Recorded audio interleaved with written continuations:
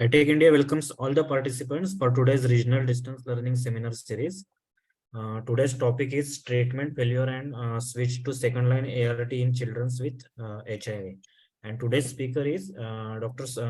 Sunilbala K, Associate Professor at Paediatrics, RIMS, Manipur.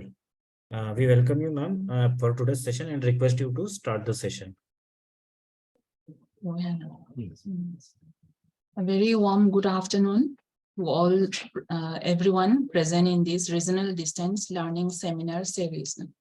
Today's seminar topic is treatment failure and switch to the second line ART in children with HIV.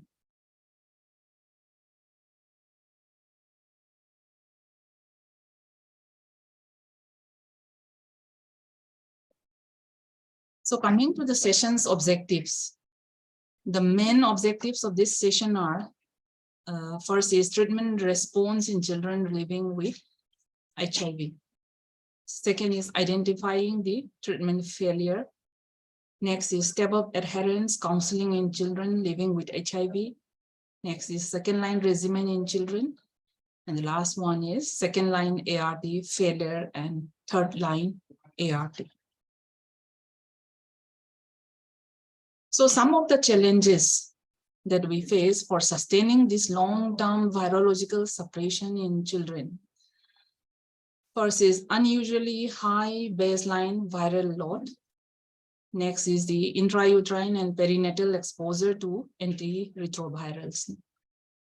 Right from the pregnancy until the time of delivery, children are exposed to these ARVs. Then they have immature or developing immune system. Then moreover, the child is dependent on the caregiver for adherence support. And moreover, the pediatric dosing, this totally depends on the weight. Then the last one is the non-availability of child-friendly formulations. So coming to the treatment failure in children living with HIV, despite optimal adherence. So despite optimal adherence, sometimes we may come across treatment failure in this group of children. So the first factor attributing to this is accumulation of drug-resistant mutations resulting from unusually high replication rate. And next is error-prone reverse transcriptase. And the last one is naturally due to selective pressure from drugs or from the immune system.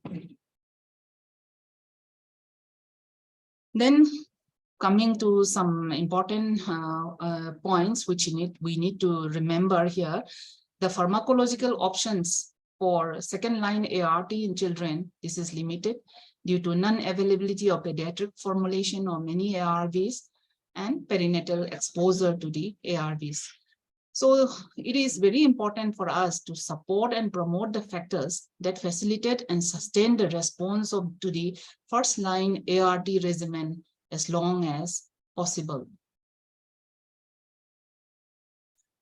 So coming to the treatment response, here we divide into one is virological response, then next is the immunological response, the last one is the clinical response. So when do we say that there is virological response? Viral load, usually the recommended time for doing is 6 months after initiation. So when we do the viral load 6 months after initiation of ART, it should be less than 1,000 copies per ml to say that there is virological response. And in HIV-infected infants and young children with high baseline plasma viral load, it may take longer than 6 months. Next is the immunological response. So in this, there is increase of 50 to 100 cells per cubic millimeter within 6 to 12 months of initiation of ART in older children above 5 years of age. And this may be higher in younger children. Then coming to the clinical response. Clinical response when the child is asymptomatic and when weight gain is there in 12 to 24 weeks. And clinical monitoring, this should be done at every visit, and this should include anthropometric measurements, detailed evaluation, general well-being of the child, neurocognitive development, then interaction to drugs. These things should be assessed, and drug-to-drug interactions. Then clinical and immunological features of suspected treatment failure among children living with HIV who are on first-line ART for at least 6 months. So when do we can suspect treatment failure? Clinical and immunological, this one features. So when the child has new OIs or recurrences or clinical events after 6 months on ART. One important thing is that we have to rule out iris. And if there is failure to thrive or weight loss, then developmental regression, that is already achieved milestones, the developmental regression of that already achieved milestones or delay, then progressive decline in the CD4 count or increment lesser than severe immunosuppression level over 6 to 12 months. Coming to some of the definitions here, how do we define this treatment failure? So loss of the antiviral efficacy and triggers the switch of the entire first line regimen to the second line or beyond. So as we have discussed in the previous slide, when there is clinical and immunological failure, that means there is loss of the antiviral efficacy. So at that time, it triggers the switch of the entire first line regimen to the second line or beyond, suspected by immunological or clinical indicators, as I have discussed in the previous slide, but needs the confirmation of unsuppressed viral load. The next regimen, when there is treatment failure, after the failure of the first line therapy, we are going to switch off to second line ART. So before identifying treatment failure, certain factors like duration of the ART, the new OIs or iris, and treatment adherence needs to be considered. So when to switch to second line in children living with HIV? The child should have received the regimen for at least 6 months. Adherence to therapy should be optimal, that is more than 95%. Treated and resolve any active OIs before interpreting CD4 counts. Iris must be excluded. Primary malnutrition needs to be ruled out, and adverse effects of drugs manifesting like clinical treatment failure, this should be ruled out. And all suspected clinical and immunological treatment failure, this should be confirmed by virological criteria for treatment failure.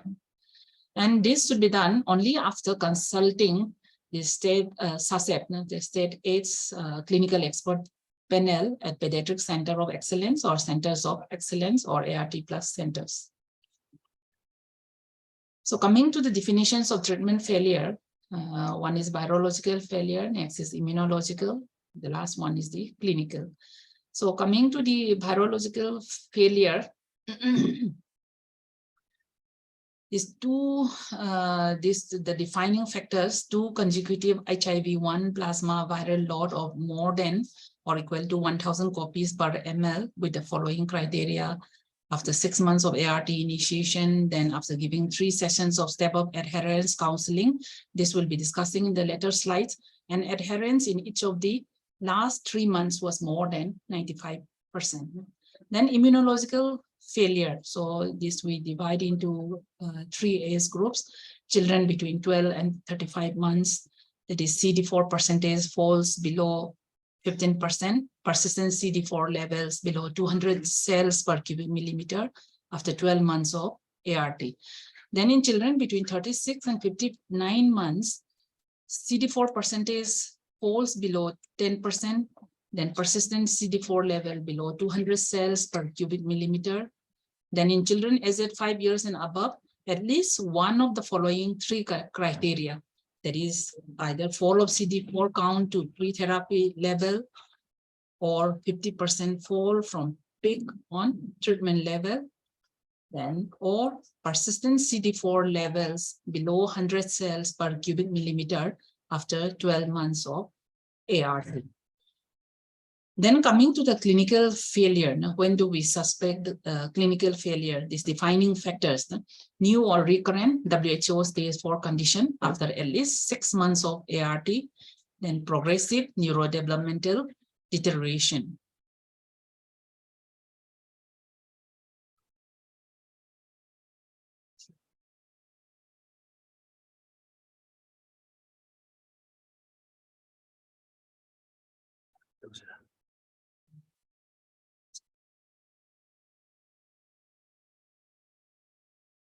So this is a chart showing the chronology of treatment failure.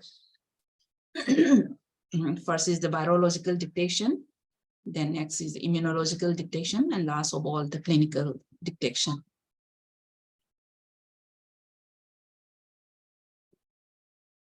So how to set up adherence counseling in children living with HIV. So before going this, the general, this one guidelines, a minimum of 3 sessions. This is recommended for setup adherence counseling, and all counseling sessions, this has to be taken by the same counselor. Both caregiver and the child should be counseled together and individually in all the sessions. Counselor needs to review all the barriers that lead to poor adherence and provide customized counseling. A customized adherence plan should be developed with involvement of both the caregiver and the child. Ensure weight documentation in white card and green book on each visit and check if the correct dose is given as per the weight band.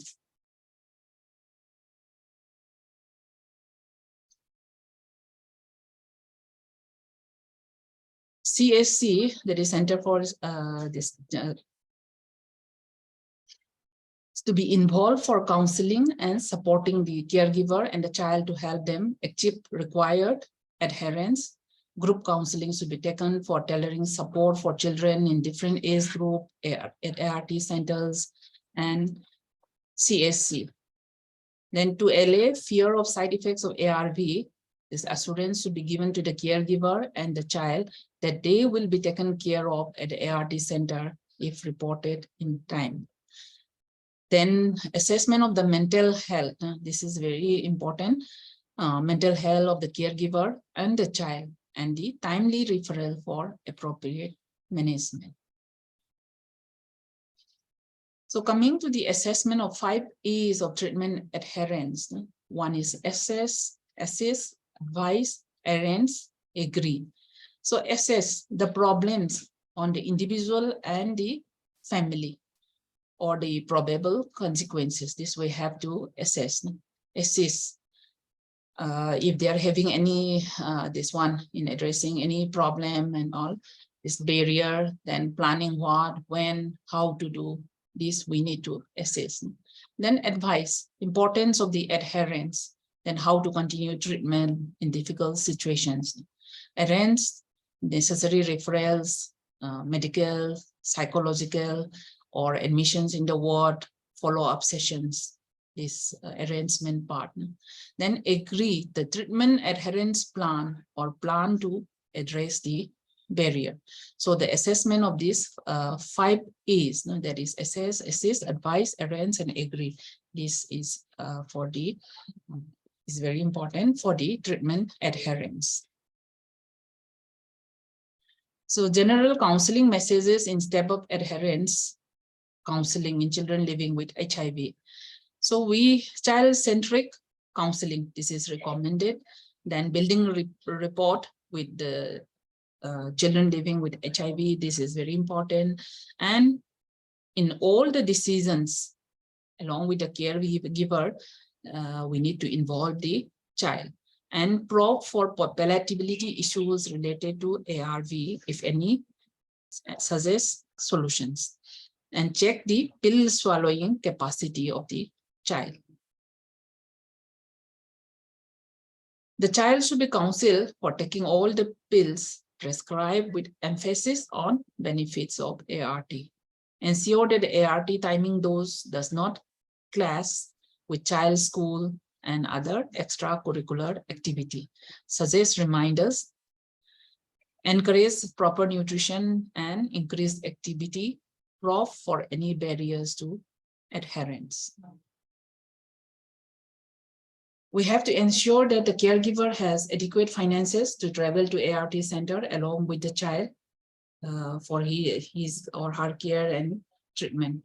If required, we have to link to existing welfare schemes or NGOs for their financial support. And this, the issues of long distance travel, this can be helped by addressing to the nearest facility for the HIV care and ART pill pickup. And the caregiver should be counseled for age-appropriate disclosure of status to the child. And she can take the help of the counselor or the medical officer to support in the process. And counselors to ensure that ART is given under the direct observation of a responsible caregiver. And we have to inquire about the frequency, number of the pills, and the timing of ART.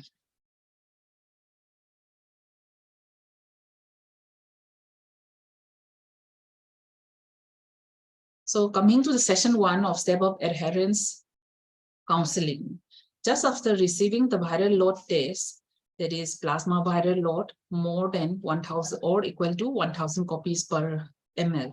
So check the child's treatment adherence to have a baseline adherence, involve CSC to counsel and support the caregiver and the child in achieving the required adherence. And general counseling along with customized counseling to be done based on the identified issues. And we have to build a report. We have to try to build a report with the children living with the HIV. So explain the benefits of ART in age-appropriate words. Assess the barriers leading to poor adherence. Then motivation is needed to take the medicines in the prescribed dose with full adherence and suggest reminders if not done earlier. Ensure documentation of weight at its visit in white card in the green book. Ensure that the child is receiving appropriate ART dose as per the weight band. Then assess for OI or any co-infection and appropriate management or referral. Then mental assessment of the mental health and refer for appropriate management.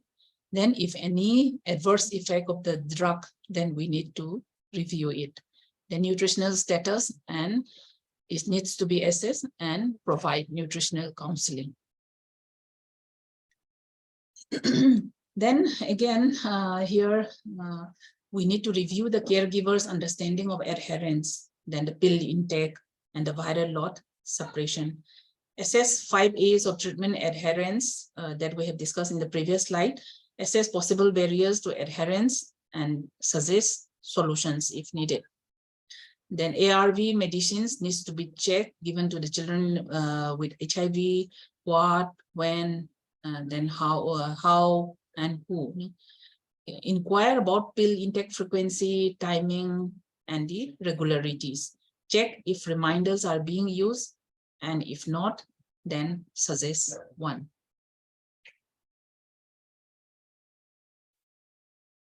Then at the same time, we need to discuss the risks of treatment failure due to non-adherence. Motivate for age-appropriate disclosure of status to the child, if already not done. Assess mental health of the caregiver and refer for appropriate management, and develop an adherence plan with involvement of the child to address the identified issues. And in the session 2, that is to be done 1 month after the previous session, here we have to review the child's adherence between the first and the second session, then general counseling and reassessment for any new barriers. And we need to check if the previous barriers are addressed and solved. Then involve the CSC, child care support centers, to counsel and support the caregiver and the child in achieving the required adherence. So as a whole, in the session 2, this 1 month of the previous session, what we need to do is to review the adherence, the child's adherence between these two sessions, then general counseling, then reassessment for the barriers that we have discussed in the first session. Then child care support. This is what to say needed to involve to support the caregiver and the child. So praise and reward the child if adherence is more than 95%, encourage to continue the good support. Then we need to reassess the child's understanding of importance and the benefits of the ART. But this will depend on the child's age, whether the child can understand what the caregiver or what the counselor is advising in that particular session. Remotivate to take medicines regularly in full dose and use reminders if needed. Reassess mental health of child living with HIV and refer for appropriate management, assess for new barriers, and modify the adherence plan accordingly. Then if any new barriers is there, we have to discuss the risks of the treatment failure due to non-adherence. Then we have to remotivate for age-appropriate disclosure of status to the child, if not already done. Then re-emphasize the importance of directly observing taking of ART by the child and the reminders, modify the adherence plan with involvement of both caregiver and the child to tackle new identified issues. Reassess mental health of the caregiver and refer for appropriate management.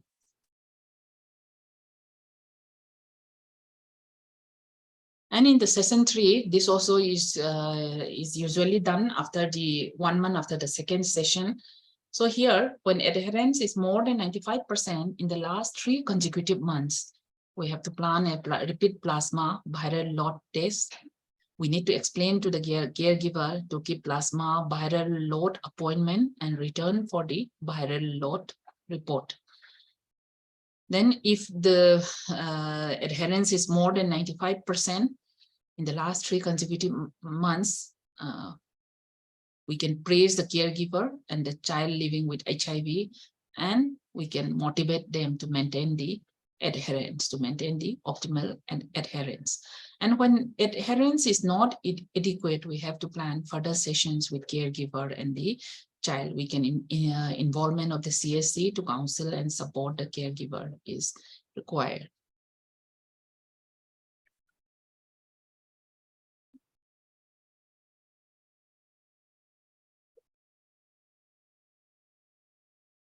Praise and reward the child if adherence more than 95%, encourage to continue the good support, and remotivate to take medicines regularly in full dose and use reminders. Re-emphasize the benefits of adherence on ART. This one we have already mentioned in the previous slides also.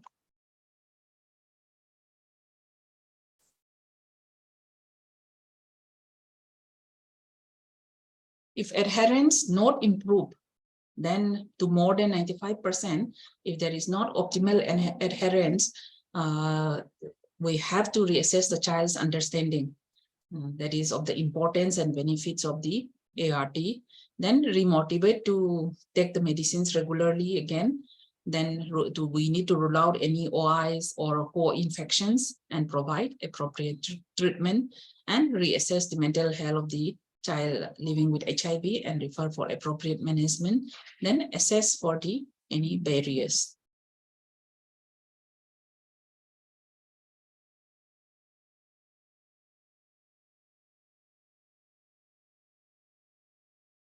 So discuss the risks of treatment failure due to non-adherence needs to be discussed, and look for the barriers pre-existing and new to adherence. Then we need to reassess those 5 A's of treatment adherence. Then along with the general counseling, we need to do a customized counseling to address the identified barriers. Then modified adherence plan with involvement of both the caregiver and the child living with HIV to tackle the identified issues and motivate for as appropriate dialogues. After the step-up counseling, what is the next step is, if plasma viral load result is less than 1,000 copies per ml, we can appreciate both the caregiver and the child, and we can advise them to continue the same regime. We need to emphasize adherence, the importance of directly observing pill intake, proper nutrition, psychosocial support, then involvement of the CSC to counsel and support the caregiver and the child in maintaining the good adherence. And we need to repeat the plasma viral load test as per the guidelines. After the step-up counseling, if viral load is more than or equal to 1,000 copies per ml, then we need to counsel the caregiver and the child to prepare them for the SASEP referral and a possible change in ART regimen. And we need to explain the process of SASEP referral if needed and arrange for one. Then re-emphasize adherence, educate the caregiver and the child on the importance of directly observing pill intake, proper nutrition, and psychosocial support. Ensure documentation of weight and check the ARVs prescribed and their dose as per the weight band. Then involve CSC to counsel and support the caregiver and the child in the treatment adherence, and repeat plasma viral load as per the guidelines.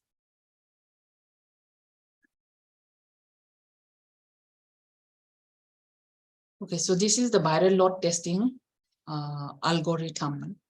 So if the this one, when we conduct the viral load count at scheduled duration, if the viral load count is more than or equal to 1,000 copies per ml, counselor has to provide the step-up adherence package for the patient for 3 months, as we have discussed in the previous slide. And if the adherence of the patient, if the adherence is in the last 3 months is more than 95%, more than or equal to 95%.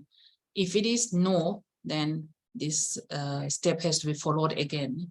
This counselor has to provide step-up adherence package to the patient for 3 months. If viral load is more less than 1,000 copies, or if adherence is more than 95%, then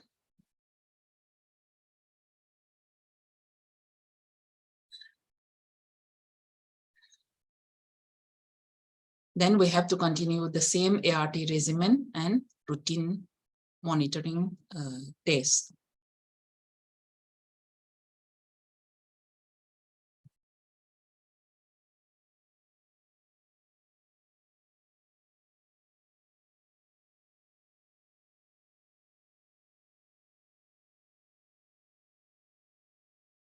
So coming to the second line regimen in children, first line ART, this is the initial regimen prescribed for ART-naive children as soon as HIV infection is diagnosed. Second line ART, this is a subsequent regimen used in sequence immediately after first line therapy has failed. So before switching, what are the points that we need to keep in mind? Cross resistance exists between this AZT, zidovudine, and this tabudine D40, and high level AZT and this 3TC resistance reduces susceptibility to ABC, that is abacavir. And TDF can be compromised by multiple nucleoside analog mutations, but often retains activity against the nucleoside resistant viral strains. Then this tenofovir and abacavir, this may facilitate evolution of the this K65R drug resistance mutation, which mediates resistance to non-AZT NRTIs. So usually there is complete cross resistance in NNRTIs. This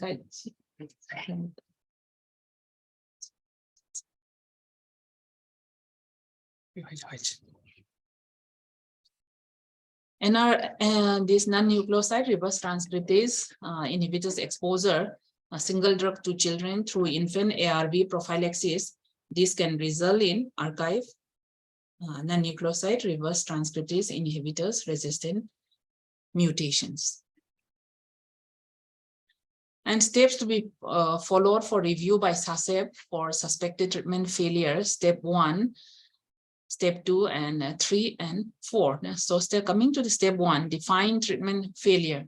So define treatment failure by virological testing. We have to see if adherence to treatment is adequate, counseling and the support.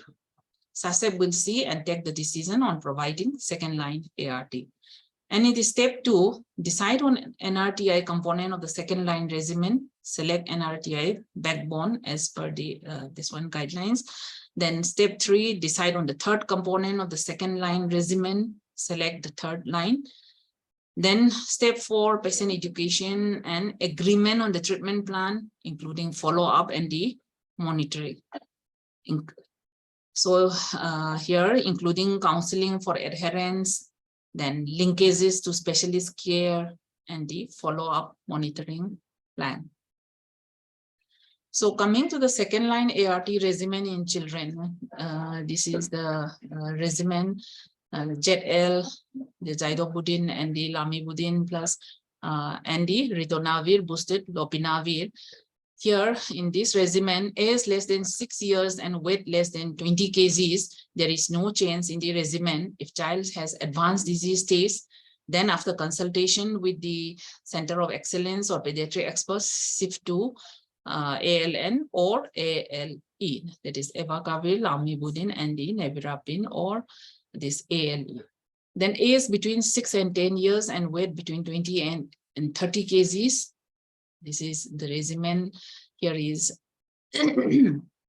this ALD. Then age more than 10 years and weight more than or equal to 30 kgs, TLD, tenofovir. Then this one lamivudin and the little.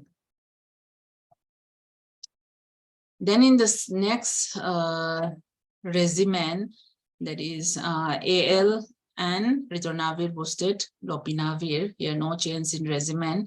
If child has advanced disease stage, then after consultation with the Pediatric Center of Excellence or pediatric experts, shift to ZLN or ZLE. If hemoglobin is less than 9 grams per deciliter, continue AL and this ritonavir boosted lopinavir till hemoglobin is below, and then shift to ZLN or this ZLE.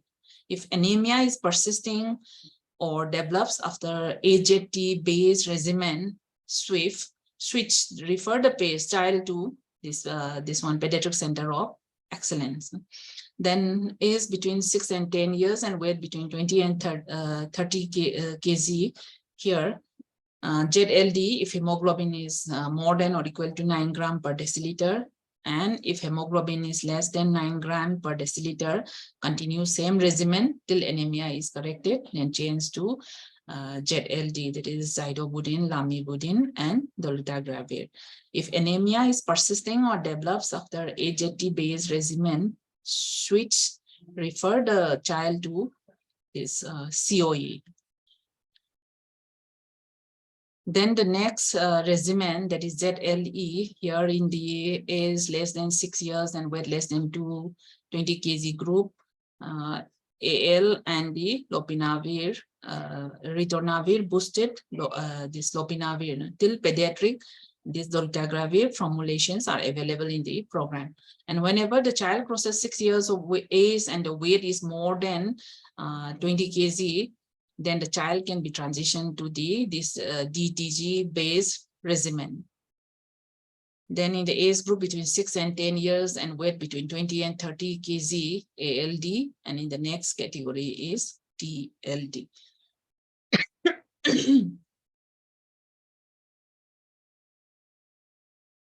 In the next regimen, ALE. Here, ZL and ritonavir, lopinavir boosted this ritonavir, if hemoglobin is more than or equal to 9 gram per deciliter, till pediatric DTG formulation are available in the program. And if hemoglobin is less than 9 gram per deciliter, continue same regimen till anemia is corrected, then change to ZL and the ritonavir boosted lopinavir. If anemia is persisting after the child, refer the child to COE. And whenever the child crosses 6 years of age and weight more than 20 kg, then the child can be transitioned to this dolutegravir based regimen. So age between 6 and 10 years and weight between 20 and 30 kg, and age more than 10 years or equal to 10 years and weight less than 30 kg. This is also given this ZLD if a hemoglobin is more than or equal to 9 gram per deciliter. And this DTG and this ritonavir boosted lopinavir and the recycle non-AZT based NRITI backbone if hemoglobin is less than 9 gram per deciliter.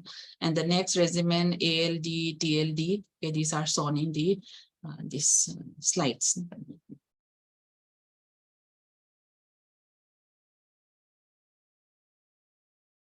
Then next is the second line ART options for children exposed to multiple NRTIs.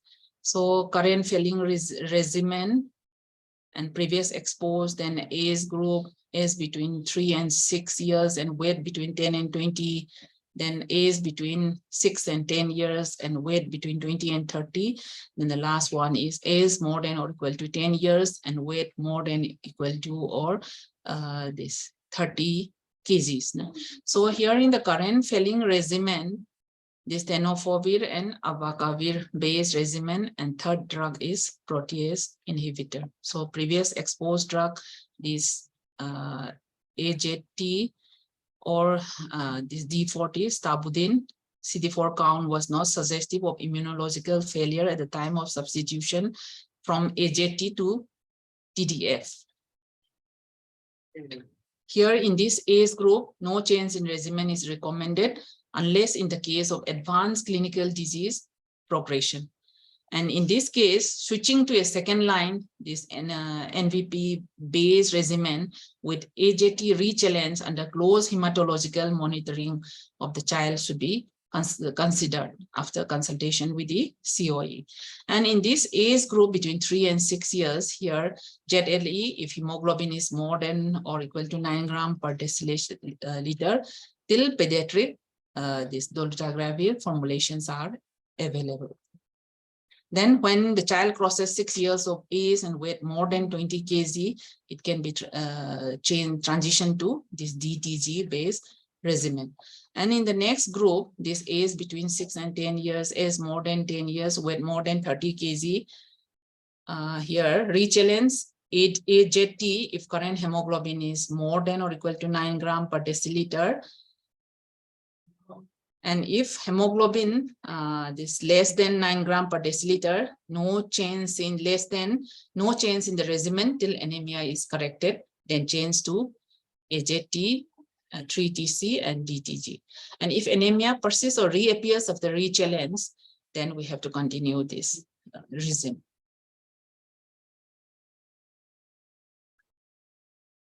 Then here, the same continuation slide.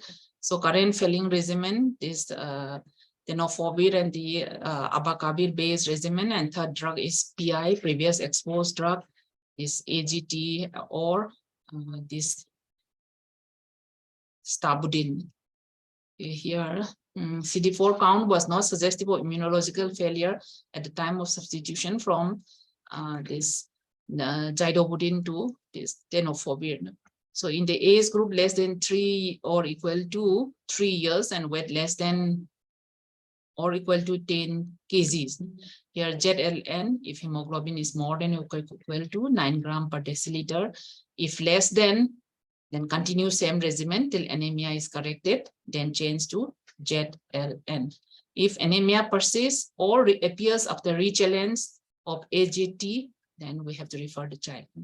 Then in the age group 3 and 6 here, if hemoglobin is less than 9 Then no change in the regimen till anemia is corrected, then change to ZLE.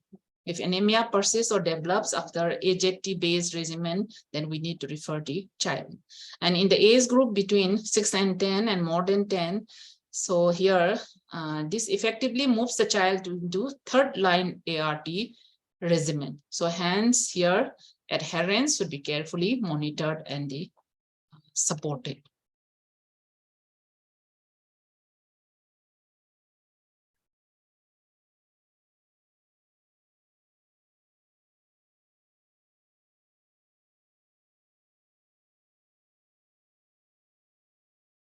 So here in the current failing regimen and the previous exposed drug, first line failure with history of multiple NRTI exposure, CD4 count was suggestive of immunological failure at the time of substitution from this AZT, that is zidovudin, to abacavir or tenofovir. So age group less than 3 years and weight less than 10 or equal to 10 kgs, and in the age group between 3 and 6 years and weight band this 10 and 20 kgs, no change in the regime is recommended, unless in the case of advanced clinical disease progression. Then here in this age group 6 and 10 and age more than 10 years, weight more than or equal to 30 kg, this regime has to be followed.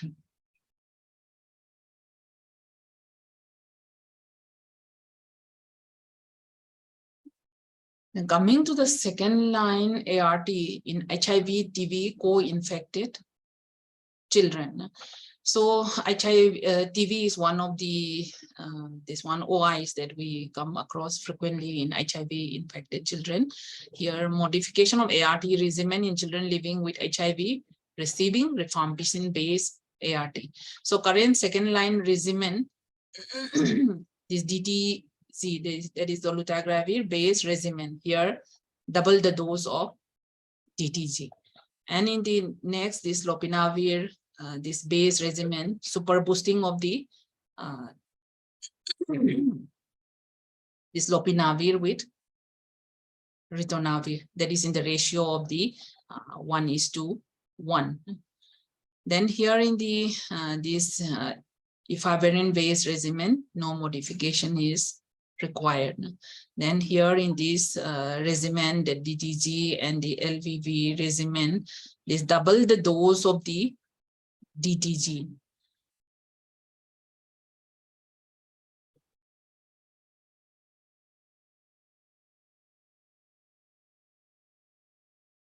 So initiation of second line ART and anti-TB treatment in the presence of the TB co-infection. So first here, child is identified and being identified with the first line ART failure presenting with tuberculosis simultaneously.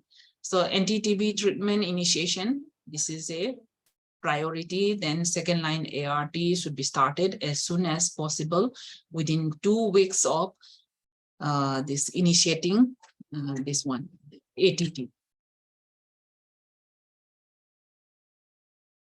Then in the next category, if the child is already on second line ART regimen and develops tuberculosis, here appropriate anti-tuberculosis treatment should be initiated immediately in ART regimen.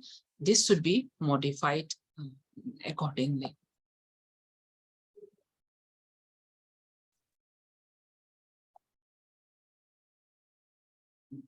Then here, initiation of second line ART and the anti-TB treatment in the presence of TB co-infection in children living with HIV. Here, already on these 2 months of HRZE and 4 months of HRE treatment, DTG-based second line ART is to be initiated.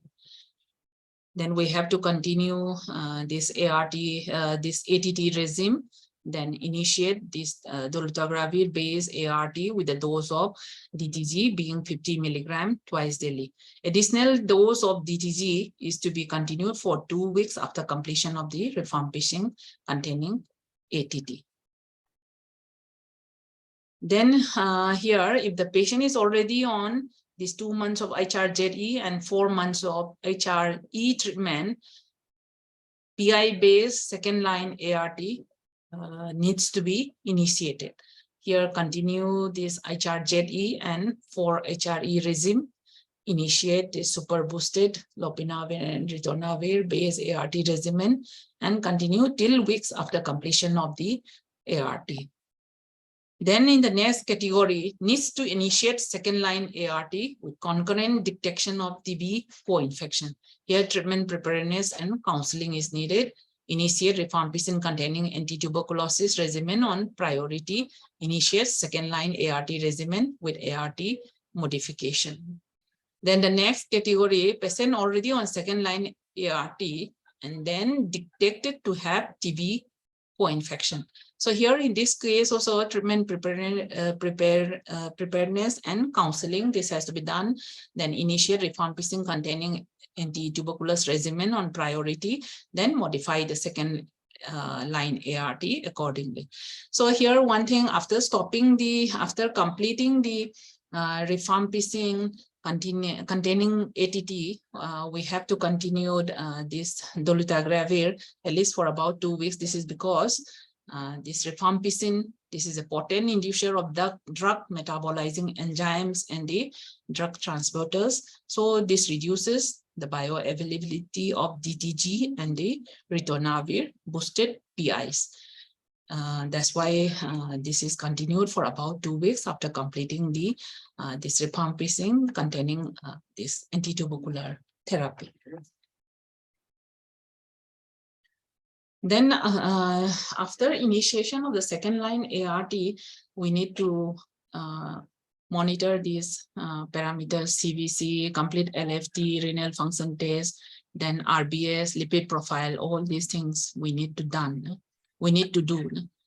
This one this is the baseline one at 1 month, 3 months, 6, 12, 18, 24 months.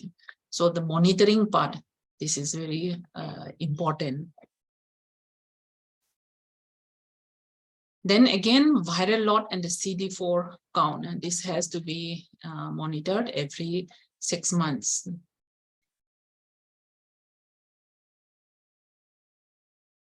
Then coming to the second line ART failure and the third line ART. So major reasons for failure is poor adherence, then using modified adult formulations.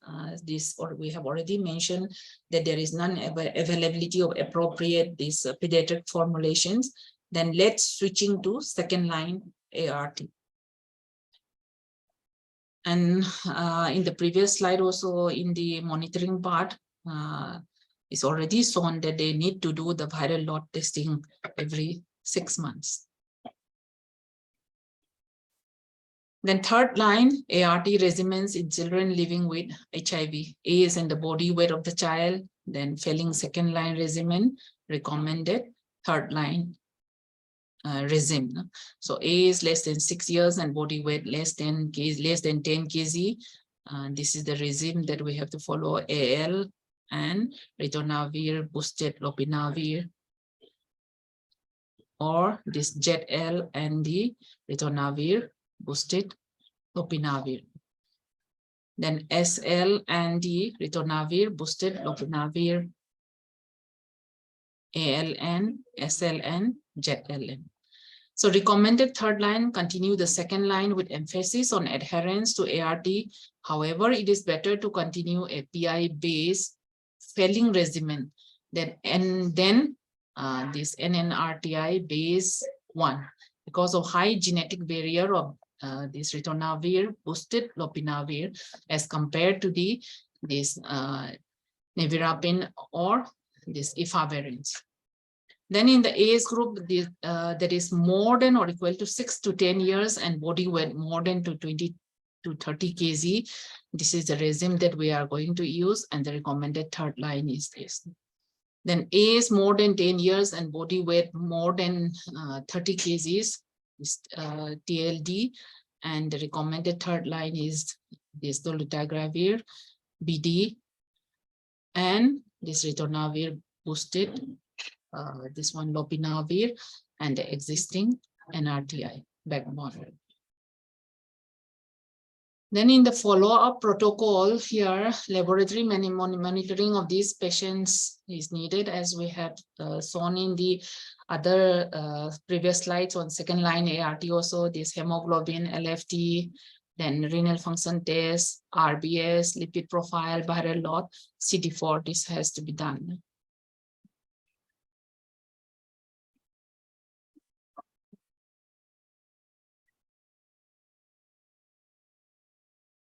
Thank you, ma'am. Thank you. Participants are requested, if you have any question, please unmute your mic.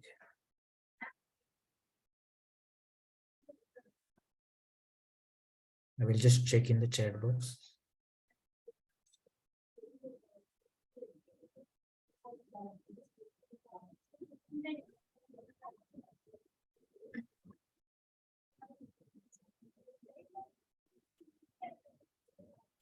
I think there is a no question, ma'am. I will quickly run the feedback poll.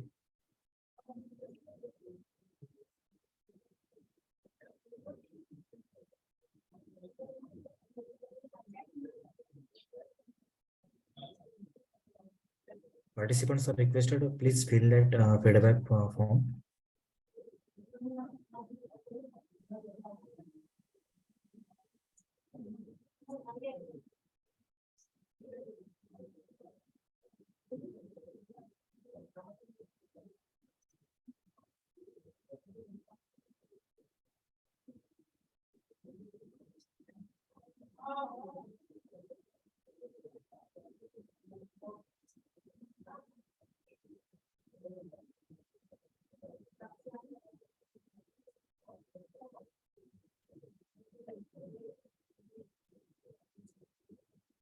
The next session is on 24th of March.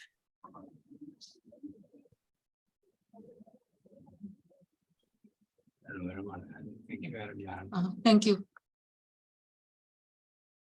Can we conclude the session? Thank you. Okay, ma'am. Thank you.